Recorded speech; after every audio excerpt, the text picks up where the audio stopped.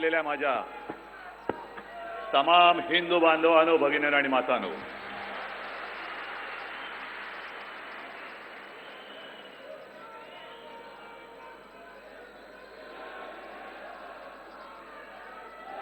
मला वाटतं तुमच्याकडे बघितल्यानंतर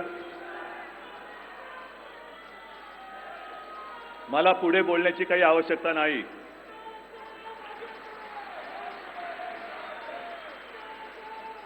माझ्या मनात काय आहे हे तुम्ही ओळखले आहात आणि तुमच्या मनात काय आहे मी ओळखलेलं आहे.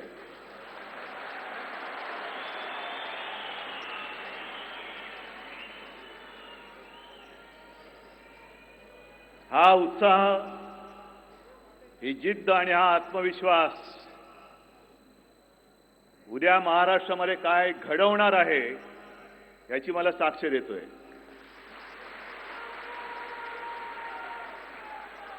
आजचा हा आपला कार्यकर्त्यांचा किंबहुना पदाधिकाऱ्यांचा हा मेळावा आहे, गटप्रमुखांचा हा मेळावा आहे.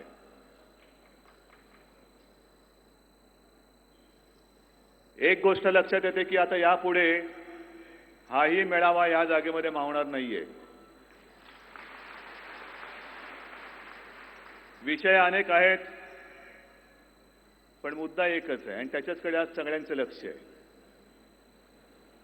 मी काय बोलणार याच्याकडे संपूर्ण देश कान टवकारून ऐकतोय, लक्ष देतोय. पण एक लक्षात काय आहे, मी कोण किंबहुना मी काय बोलणार हा मी नाही, हे आपण सगळेजण आहोत. आपण काय बोलणार, शिवसेना काय बोलणार,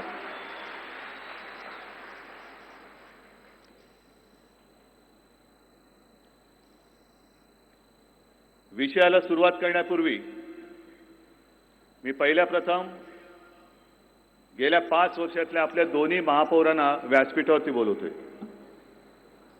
सुनील आणि स्नेहलताई या व्यासपीठावरती या.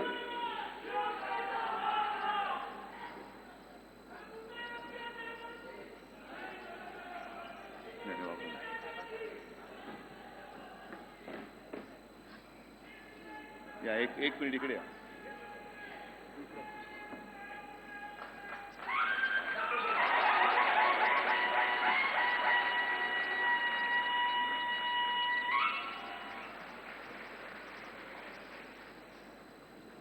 अतिशय चांगल्या पद्धतीने या दोघांनीही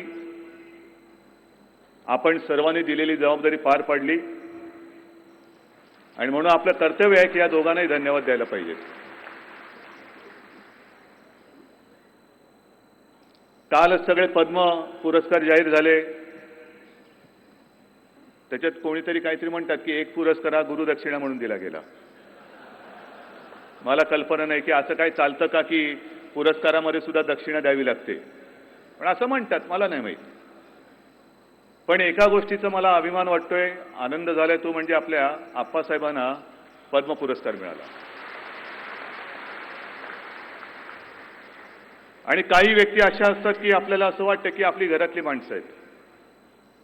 त्याचप्रमाणे आप्पासाहेबांना हा पुरस्कार म्हणजे आपल्यालाही किंबहुना मलाही असं वाटतं की आपल्याच कुटुंबातल्या एकाला हा पुरस्कार मिळालेला आहे. आप्पासाहेबांनी काल फोन केला आणि त्यांना म्हटलं, मी आप्पासाहेब आपलं अभिनंदन नाही करत तर सरकारचं करतो, कारण त्यांनी पुरस्काराला मोठेपणा मिळवून दिला. बाकी सगळं ठीक आहे. निवडणुकीची धामधूम सुरू झालेली आहे आणि या धामधुमीमध्ये नेमकं कोण कोणाच्या बाजूला तेच कळत नाहीये. युती या विषयावरती मी बोलणार आहे, किंबहुना त्याचसाठी तुम्हाला मी इथे बोलवलेलं आहे. पण ही गोष्ट बोलताना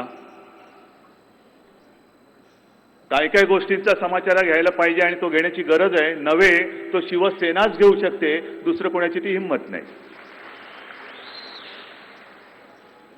आजच एक बातमी पाहण्यामध्ये आली, वाचनामध्ये आली.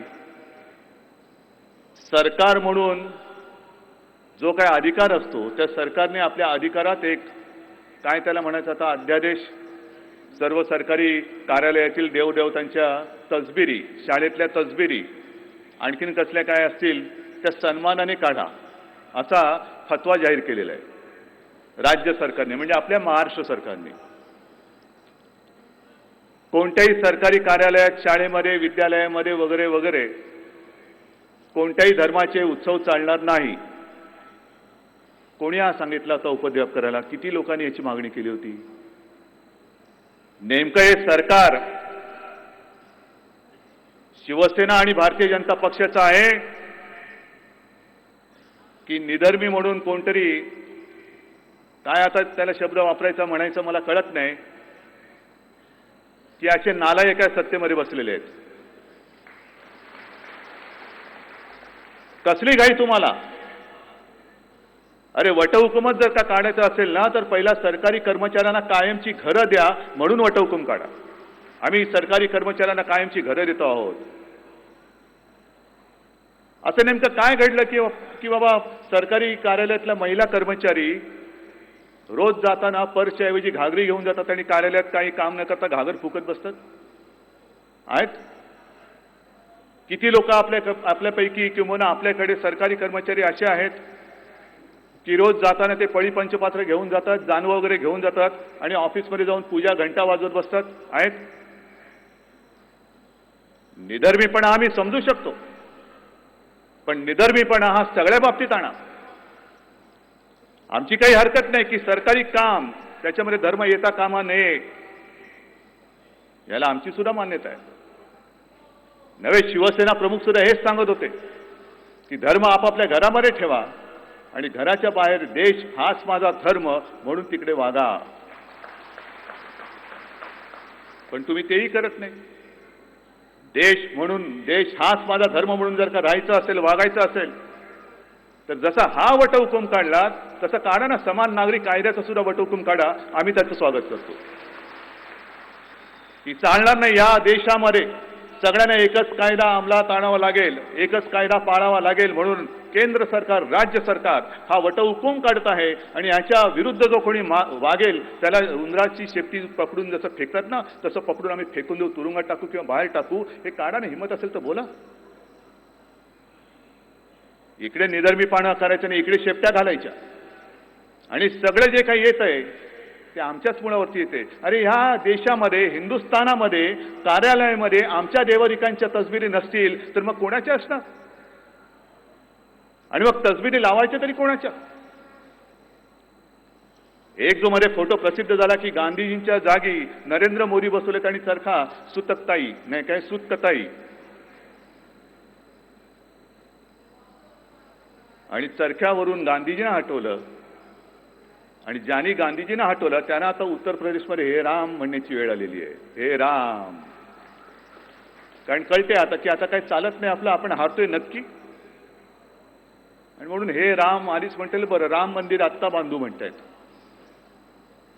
काय हा सगळं भूलतापा करताय? कशासाठी हे सगळं करताय?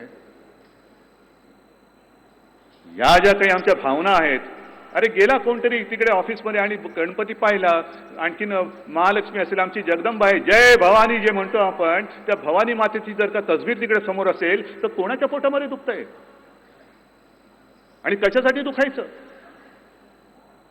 बरं, जी पारदर्शकता तुम्ही म्हणताय ना, मग हा अध्यादेश काढण्यापूर्वी आमच्या मंत्र्यांना विश्वासात घेतलं होतं, सांगितलं होतं दादा? मग ही पारदर्शकता मंजूर आहे तुम्हाला? कसल्या पारदर्शकतेच्या गप्पा करताय तुम्ही? पण एक लक्षात घ्या, हे केवळ आपण सहन करतो की काय असं त्यांना वाटतं म्हणून हे चालतंय. हे असले फतवे वगैरे हे वेळेमध्ये मागे घ्या, नाही तर सुरळी करून त्याची होळी करून टाकून आम्ही. ते तामिळनाड कसं पेटले बघा. प्रथा योग्य अयोग्य कल्पना नाही, पण संपूर्ण तामिळनाड रस्त्यावरती उतरलेले आहे. आणि खेळ सुद्धा काय विचित्र आहे, जलीकट्टू. म्हणजे त्या बैलांना पिसाळायचं, सोडायचं आणि मग उधळलेल्या बैलांना आवर घालायचा, वेसण घालायची. काही जणांना त्याच्यात क्रूरता दिसते, काही जणांना आणखीन काही दिसतं, पण लोक ऐकायला तयार नाहीत. सुप्रीम कोर्टाच्या निर्णयाच्या विरोधात जाऊन तिथली जनता पिसाळून उठलेली आहे. बैलापेक्षा जास्त पिसाळून जनता रस्त्यावरती उतरलेली आहे. आणि मग तमिळनाडची जनता जर का जलीकट्टू म्हणून उधळलेल्या बैलांना व्यसन घालत असेल तर मग काय आम्ही नामर्दाची अवलाद आहे का रे? मी काय नामर्दाच्या अवलादीसमोर बोलतोय? अरे हा सुद्धा जलीकट्टूच आहे. आपण सुद्धा जे करणार होते जलीकट्टूच आहे आणि आपण सुद्धा उद्या उधळलेल्या बैलाला व्यसन घालायचे लक्षात ठेवा. मला तमाम शिवसैनिक रस्त्यावरती पाहिजे. जो बैल उधळून शिंग रोखून अंगावरती येतोय त्याला आवरावंच लागेल. आणि ते जर का आवरण्याची हिंमत तुमच्या मनगटामध्ये नसेल ना तर त्या नेभळट मनगटामध्ये हा भगवा पकडू नका.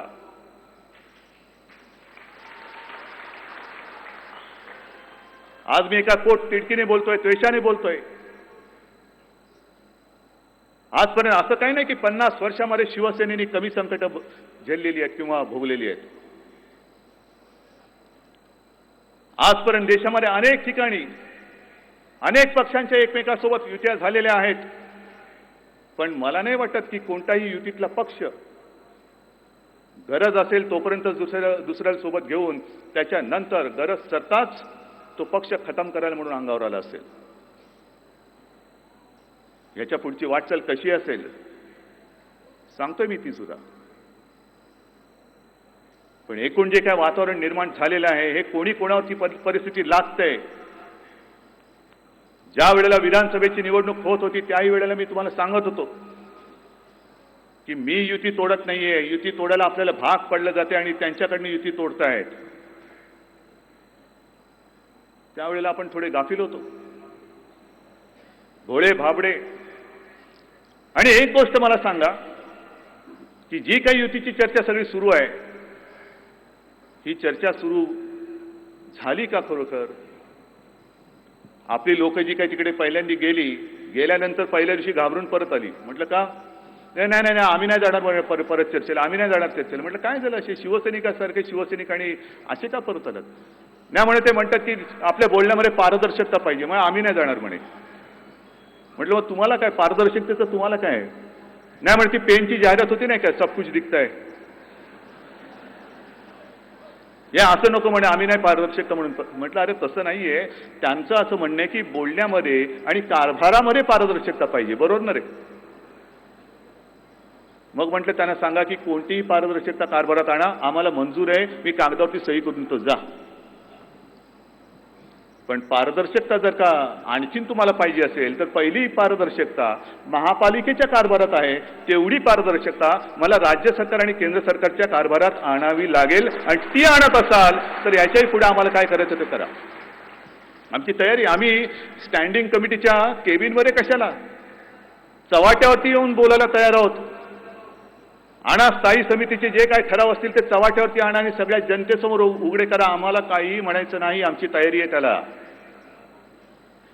पण निदान आज जे स्टँडिंग कमिटीमध्ये होत आहे तेवढा तरी कारभार हा तुमच्या राज्यामध्ये आणि केंद्रामध्ये येऊ द्या. आपल्याला अनेकांना कल्पना असेल किंवा कल्पना नसेल, पण स्टँडिंग कमिटीमध्ये सर्व पक्षाचे सदस्य असतात, प्रेस असते हे विशेष, आणि आयुक्तही असतात. शासनाने नेमलेल्या प्रशासनाचे पदाधिकारी तिकडे असतात आणि त्यांनी मंजूर करून किंवा त्यांनी तयार केलेले प्रस्ताव त्या स्थायी समितीत येत असतात. मग तशीच पद्धत राज्य सरकारमध्ये आणा. जसा हा अध्यादेश आम्हाला कोणालाही कल्पना न देता अंधारामध्ये ठेवून, का? कारण हा विषय जर का त्यांनी तिथे काढला असता तर शिवसेनेच्या मंत्र्यांनी त्याला कडाडून विरोध केला असता. आणि म्हणून तुम्ही आम्हाला अंधारात ठेवून हा अध्यादेश काढलात. मग मला कॅबिनेटमध्ये सुद्धा पारदर्शकता पाहिजे. कॅबिनेटमध्ये मंत्री असतील, अरे साधं तुम्ही राज्यमंत्र्यांना नाही घेत, कसली पारदर्शकता तुमची? घ्या राज्यमंत्र्यांना सुद्धा मंत्रिमंडळाच्या बैठकीत घ्या. विरोधी पक्ष नेत्याला सुद्धा कॅबिनेटच्या बैठकीमध्ये घ्या, कारण त्याला सुद्धा तुम्ही कॅबिनेट दर्जा दिलेला असतो. लाल दिवा घेऊन तो फिरत असतो. घ्या विरोधी पक्षाचा एक तरी माणूस तिकडे घ्या आणि कॅबिनेटच्या बैठकीमध्ये संपूर्ण प्रेसला घ्या. आणि जसं महापालिकेच्या त्या बैठकीमध्ये प्रशासकीय अधिकारी असतात तसंच त्या बैठकीमध्ये लोकायुक्ताला सुद्धा बोलवा. आमची तयारी आहे, करा. हिंमत असेल तर हा डिसिजन घ्या. पुढच्या कॅबिनेटपासून सुरुवात करा. म्हणजे मग घोटाळ्याचे आरोप होणार नाहीत. आणि मग मध्ये जे काही झालं ना, बाटा प्राईस ₹14.99, म्हणजे एवढ्यापर्यंत तुम्हाला मंजुरी आहे, त्याच्यानंतरची मंजुरी घेण्यासाठी कॅबिनेट समोर यावं लागतं, बरोबर ना? किती 3 लाख की कोटी? 3 लाख. 3 लाखाच्या आतले जे काय असतील प्रस्ताव ते तुम्ही करू शकता. 3 लाख किंवा 3 लाखाच्या वरती हे कॅबिनेटमध्ये आणावे लागतात. आणि मग एक मंत्री हुशार आहे, त्यांनी 2,99,000 काय बूट घ्यायला चाललेत बाटाचे. जोडे मिळणार आहेत ते वेगळे, तिकडे बाटा आणि बिटा काही बघणार नाही. लोक असे जोडे आणतील, त्याची किंमत बघणार नाही, तुमची किंमत ठरवतील तिकडे. पण या पारदर्शकतेच्या गोष्टी कोणाला शिकवायच्या, कोणी शिकवायच्या? पार्टी विथ डिफरन्स म्हणजे काय? सगळे जे काय गुंड आहेत ते पक्षामध्ये घेत आहेत. मी आपल्याही लोकांना सांगितलं, अरे कसले रे तुम्ही पण घ्या ना जरा 2-4 गुंड, येऊ दे आपल्याकडे. मला म्हणे उद्धवजी, पंचायत अशी झाली की गावात आता गुंड शिल्लक नाहीये, सगळे गुंड घेतले त्यांनी म्हणे. पण मला गुंडापुंडांची गरज नाही, माझा सैनिक मर्द आहे. शिवसेनेमध्ये गुंडांना थारा नाही, इकडे मावळे आहेत. आणि गुंडांनी जरी मावळ्याचा वेश घातला तरी तो मावळा होऊ शकत नाही, तो गुंड, त्याची जात पुढे गुंडाचीच राहणार. पण गुंड एवढ्यासाठी घेत आहेत कारण सैनिकांचा मुकाबला करण्याची हिंमत नाही, मुळामध्ये तुमच्याकडे कार्यकर्तेच नाहीत. आणि मग होऊन जाऊ द्या. जर का तुम्हाला आमच्या अंगावरती सोडण्यासाठी गुंड घेतले असाल तर माझा सैनिक त्याचा मुकाबला आणि त्याचा फडशा पाडायला तयार आहे. पण एक गोष्ट लक्षात ठेवा की त्या सगळ्या जे काय होईल त्याच्यामध्ये पोलिसांचा वापर करायचा नाही. कारण सत्तेची मस्ती दाखवून जर का तुम्ही कारभार करणार असाल तर तो कारभार आम्ही तोडून मोडून काढल्याशिवाय राहणार नाही. आज सुद्धा तुम्ही जे काही निधर्मी म्हणून पुढे चाललेला आहात, संपूर्ण देशामध्ये एक वेगळ्या प्रकारचं भीतीचं वातावरण, दहशतीचं वातावरण दिसतंय. जो विरोधात बोलेल तो देशद्रोही आहे. आणि मग व्यापाऱ्यांवरती असेल, कशाला आमच्या हिंदू पुजाऱ्यांवरती सुद्धा इन्कम टॅक्सच्या धाडी टाकतायत, मंदिरांवरती धाडी टाकतायत, आमच्या हिंदू व्यापाऱ्यांवरती धाडी टाकतायत. मग निधर्मी वाद जर का तुमचा एवढा फुरफुरला असेल, तुमची छाती जर का एवढी फुलली असेल, तर एक तरी धाड तुम्ही दुसऱ्या धर्माच्या पुजाऱ्यावरती किंवा दुसऱ्या धर्माच्या व्यापाऱ्यावरती टाकण्याची हिंमत दाखवली आहे? धाड तुमच्यामध्ये टाकण्याची तेवढी हिंमत? पण आम्ही भोगतोय, आम्ही सोसतोय, कारण त्याच्या विरोधात जो बोलेल तो देशद्रोही. मला मुंबई महापालिकेची चिंता नाही. मुंबई आम्ही जिंकणार म्हणजे जिंकणारच. ठाणे, नाशिक, पुणे सगळं जिंकणार. कारण आम्ही कामं करून मतं मागतो आहोत, हवेवरती मतं मागत नाही, थापा मारून आम्ही मतं मागत नाही. हा जो शिवसेना प्रमुखांचा शिवसैनिक आहे तो वेळ प्रसंगी जीवाची बाजी लावून स्वतःच्या जीवाची पर्वा न करता मुंबईसाठी धावत असतो. हेच ते ठिकाण आहे. किती वेळा सांगायचं? जेवढा अभिमान महाराष्ट्राचा आम्हाला आहे, मराठीचा आहे, मुंबईचा आहे, का त्यावेळेला 50 वर्ष झाली महाराष्ट्राला इतर पक्षांनी असे भव्य दिव्य कार्यक्रम का नाही केले? याच ठिकाणी शिवसेनेने रक्तदान शिबिर केलं आणि आज देखील राजकीय पक्षाचा तो रेकॉर्ड, विश्व विक्रम कोणीही तोडू शकलेला नाही. नव्हे, कोणाच्या रक्तातच ते नाहीये, कोणाच्या रक्तात नाहीये. हा शिवसैनिक उगाच मुंबईवरती आम्ही आमचा हक्क नाही सांगत आणि मुंबईकर आम्हाला आशीर्वाद नाही देत. आम्ही वेळ प्रसंगी रक्तदान सुद्धा करतो आणि तशीच वेळ आली तर रक्त सांडून आमच्या मुंबईचं आम्ही रक्षण सुद्धा करतो. म्हणून रक्ताचं नातं आमच्या मुंबईचं आमचं निर्माण झालेलं आहे. सांगा ना, कोणत्याही पक्षाने मला सांगावं. बॉम्बस्फोट होऊ दे, पूर येऊ देत, किती किती या सगळ्या घटनांचा उल्लेख करायचा. प्रत्येक वेळेला आपण ते 26 नोव्हेंबर, 25 जुलै, 26 जुलै या सगळ्या आठवणी काढतो. मला स्वतःला आठवतंय, कदाचित तो इकडे आलेला सुद्धा असेल, ज्या वेळेला मुंबई पुरामध्ये बुडालेली होती, कोणालाही कल्पना नव्हती. अकस्मात ढगफुटी झाली, पूर आला, कित्येक लोक त्याच्यामध्ये मृत्युमुखी पडले. आणि त्याच्यानंतर भीती अशी झाली की आता रोगराईची लाट येते की काय. शिवसेनेने दुसऱ्या तिसऱ्या दिवशी मेडिकल कॅम्प सुरू केले. आणि मग मी त्या सगळ्या हॉस्पिटलमध्ये जेव्हा जात होतो, पार्ल्याला ते एका हॉस्पिटलमध्ये एक तरुण, मला माहिती नव्हतं कोण आहे, सैनिक आहे का कोण आहे, कोणी असं काही लेबल लावून नाही बसत, शेवटच्या घटकामधून होता, व्हेंटिलेटरवरती होता. आणि त्याच्या बाजूला मी जेव्हा गेलो, मी डॉक्टरना विचारलं, डॉक्टर याला काय झालंय, तरुण पोरगा आहे, काय झालं याला. ते म्हणाले, साहेब याला लेप्टो झालेला आहे आणि आता हा सांगतात ना मध्ये कधी जाईल, कारण आता परत वाचणं शक्य नाही. ज्या स्टेजला तो रोग त्याचा गेलेला आहे, लेप्टो, तो त्यातनं आता बाहेर पडणं मुश्किल आहे म्हणते.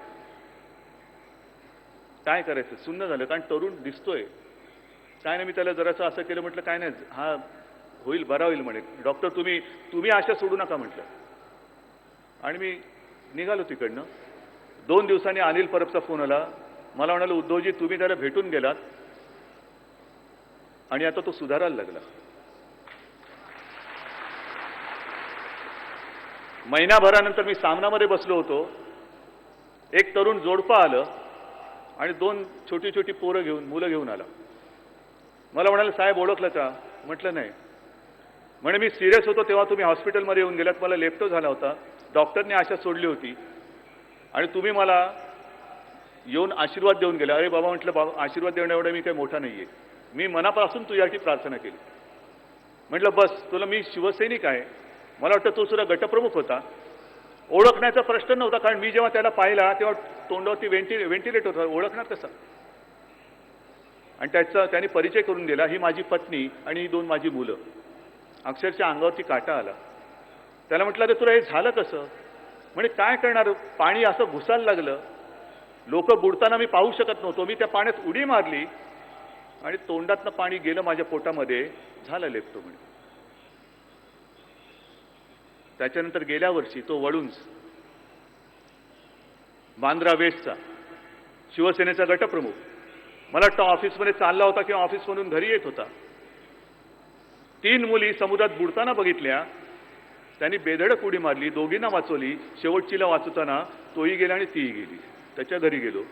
तरुण कुटुंब, लहान मुलगी, घरदार उजाडलं. त्याच्यानंतर तो जो अतिरेकी हल्ला झाला होता, कमांडोजने सगळं तो परिसर वेढून टाकला होता. कुठली ती ताज ओबेरायनंतर आणखीन एक ती कुठली बिल्डिंग होती ना तिकडे, ते घडल्यानंतर नरिमन हाऊस, वेढा देऊन बसले होते सैनिक. आणि मग ते आपण बघितलं हेलिकॉप्टरवरून कसे कमांडोज आले आणि काय त्यांनी थरारक कारवाई केली. तिथे सुद्धा अतिरेक्यांच्या गोळीबारामध्ये एक सैनिक ठार झालेला आहे. कारण जे कमांडोज बाहेर बसले होते, ड्युटीवरती होते, त्यांच्याबरोबर जाऊन सेल्फी नाही काढत बसला तो. त्यांना पाणी पाहिजे का, दादा तू एवढ्या वेळ इकडे जागतोय, तुला चहा पाहिजे का, हे विचारण्याचं काम दुसऱ्या कोणत्याही पक्षाचे कार्यकर्ते नाही, माझा शिवसैनिक करत होता. असा मला एका तरी पक्षाने त्यांचा कार्यकर्ता दाखवावा की जो मुंबईकरांसाठी स्वतःच्या आयुष्याची पर्वा न करता, स्वतःच्या कुटुंबाचं किंबहुना कुटुंबाकडे दुर्लक्ष हा विचार न करता बेधडक उडी मारतोय आणि मुंबईकरांसाठी वेळ प्रसंगी प्राणसुरा देतोय. एक तरी पक्षाने करून दाखवले मला सांगा. मला वाटतं मागे देसाई साहेब तुम्हीच सांगितलं होतं, रेल्वे अपघातामध्ये, रेल्वे अपघात झाल्यानंतर जे काही तिकडे अपघातग्रस्त असतात, आपले सैनिक सुसाटासारखे जातात आणि पटपट जे कोणी अपघातग्रस्त असतात त्यांना उचलून बाहेर आणतात, रुग्णवाहिकेत ठेवतात आणि ती रुग्णवाहिका त्याला हॉस्पिटलमध्ये घेऊन जाते. आणि अशाच एका रेल्वे अपघातामध्ये एक जण जखमी झालेला बोलत होता. सैनिक सुसाटासारखे घुसले, त्याला एकेकाला काढत होते, त्याला घेऊन उचलून खांद्यावर टाकला आणि नेमका तो त्या शिवसैनिकाला ओळखत होता.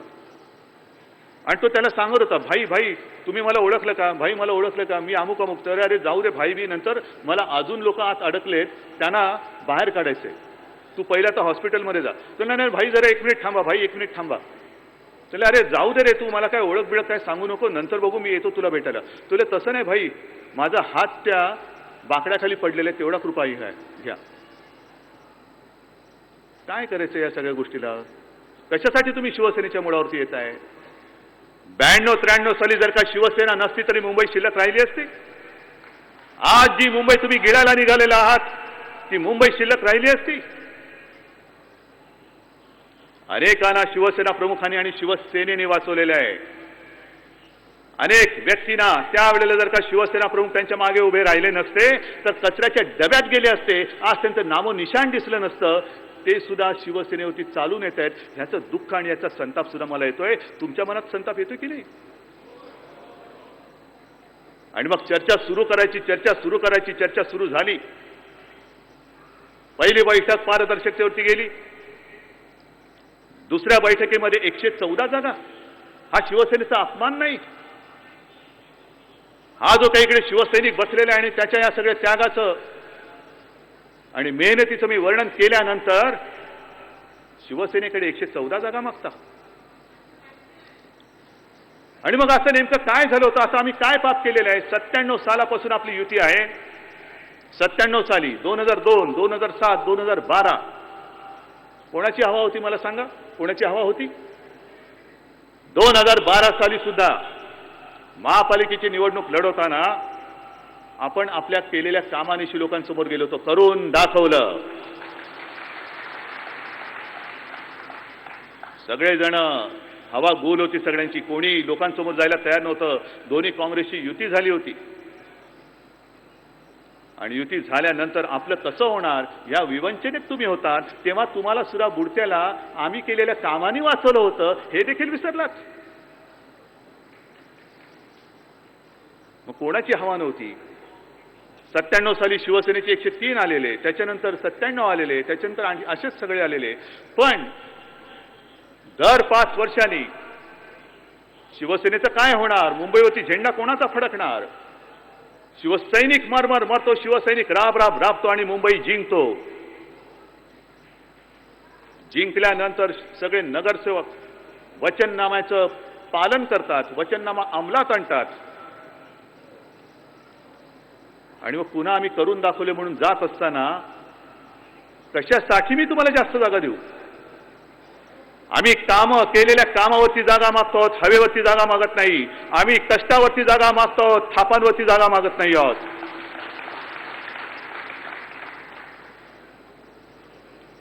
काहीतरी विचार करा. बरं झालं ना, किती खाता? देशाचं पंतप्रधानपद तुमच्याकडे आहे, राज्याचं मुख्यमंत्रीपद तुमच्याकडे आहे. आम्ही कधी खळखळ केली? आम्ही कधी उपमुख्यमंत्रीपद पाहिजे म्हणून सांगितलं? आम्ही कधी आम्हाला चांगले पोर्टफोलिओ पाहिजे म्हणून सांगितलं? नाही. अत्यंत प्रामाणिकपणाने आम्ही तुमच्या सोबत आहोत. हे सरकार चालावं म्हणून आम्ही तुमच्या सोबत आहोत. तुमच्या पक्षांतर्गत विरोधकांपासून सुद्धा आम्ही तुम्हाला वाचवतो आहोत. पण पंतप्रधान पदही पाहिजे, मुख्यमंत्री पदही पाहिजे. माझ्या घरामध्ये घुसून तुम्ही माझ्यावरती आता मुळावरती येत असाल तर मी काय तुमची पंचायती करू?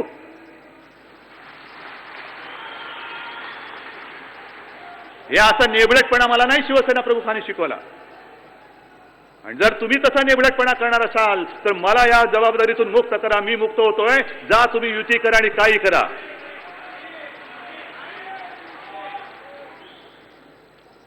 आणि ही बोलणी इकडे थांबल्यानंतर आता वरिष्ठ निर्णय घेतील. वरिष्ठ म्हणजे कोण?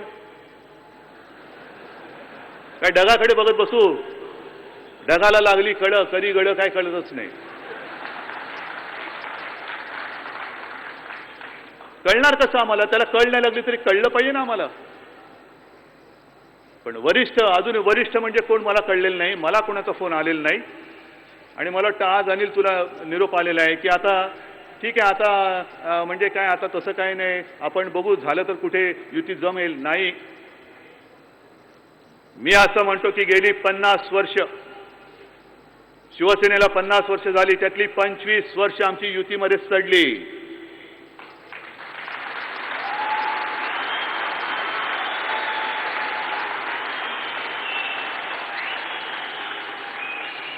देशासाठी, हिंदुत्वासाठी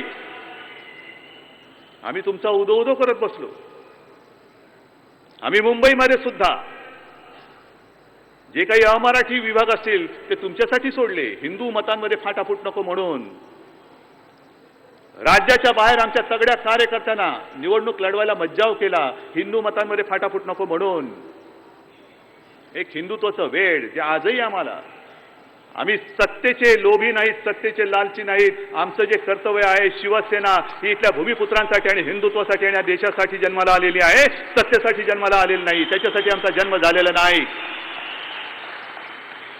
अरे असेल नशिबात सत्ता तर देईल माझा शिवराय, देईल माझी भवानी आणि देतील माझे बाळासाहेब, देतील माझा शिवसैनिक.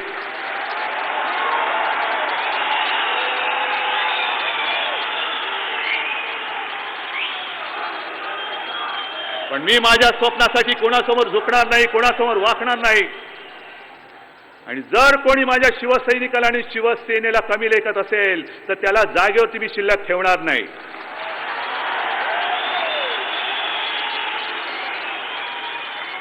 मला कल्पना आहे की 25 वर्ष आमची सडल्यानंतर आज मी आपल्या शिवसेनेच्या नवीन वाटचालीची घोषणा करतोय. सोबत देणार आहात? माझी तयारी निखाऱ्यावरती चालण्याची आहे, तुमची तयारी आहे? मला माझ्या सोबत निखाऱ्यावरनं चालणारे सैनिक पाहिजेत, असताना इथले निखारे नको आहेत. मला माझ्या सोबत अन्यायावरती वार करणारे सैनिक पाहिजेत, पाठीत वार करणारे सैनिक नको आहेत. आणि जर मी निर्णय घेतल्यानंतर माझ्या शिवसेनेमध्ये एक सुद्धा सैनिक बंडखोर माझ्या अंगावरती येता कामा नये.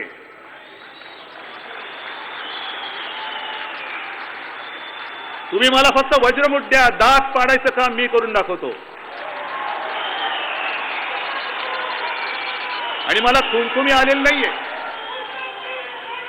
पण हे तेज जे आहे, हे तेज, हे शिवसेना प्रमुखांचं हे तेज शिवरायाचं आहे. हे तेज हे तेज माझ्या भवानीचं आहे आणि हे तेज माझ्या मराठीचं आणि माझ्या हिंदुत्वाचं आहे. हे तेज असं लिहितं नाहीये.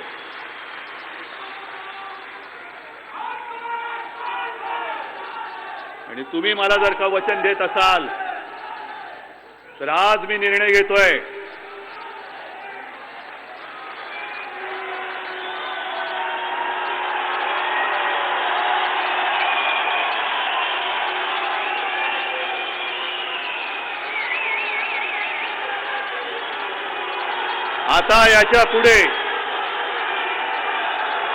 आता याच्या पुढे भविष्यामध्ये शिवसेना एकटी महाराष्ट्रावरती भगवा फडकवेल. आता याच्या पुढे मी युतीसाठी कोणाही दारामध्ये कटोरा घेऊन जाणार नाही. जे काही असेल ते माझं भगव्याचं, माझ्या शिवसैनिकाचं आणि माझ्या शिवसेना प्रमुखांचं असेल, एकट्याचं असेल. मला कोणाच्या भिकेवरती मी राहणार नाही. मग याची पहिली तयारी, ज्या महापालिका आहेत, ज्या जिल्हा परिषदा आहेत, तिथे कुठेही मी युती करणार नाही.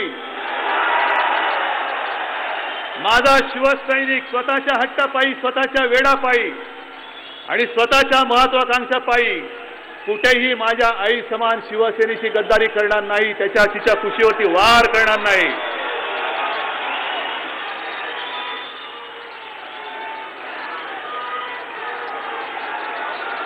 बस आता याच्या पुढे लढाई सुरू झालेली आहे. मला आता वेळ नाही, मला थांबता येणार नाही. मला आता एकच स्वप्न आहे, मला एकच ध्यास आहे आणि हीच माझी संधी आहे. करेन तर मी आत्ताच आणि ते केल्याशिवाय मी राहणार नाही. जय हिंद, जय महाराष्ट्र. उद्धव साहेब आगे बढ़ो.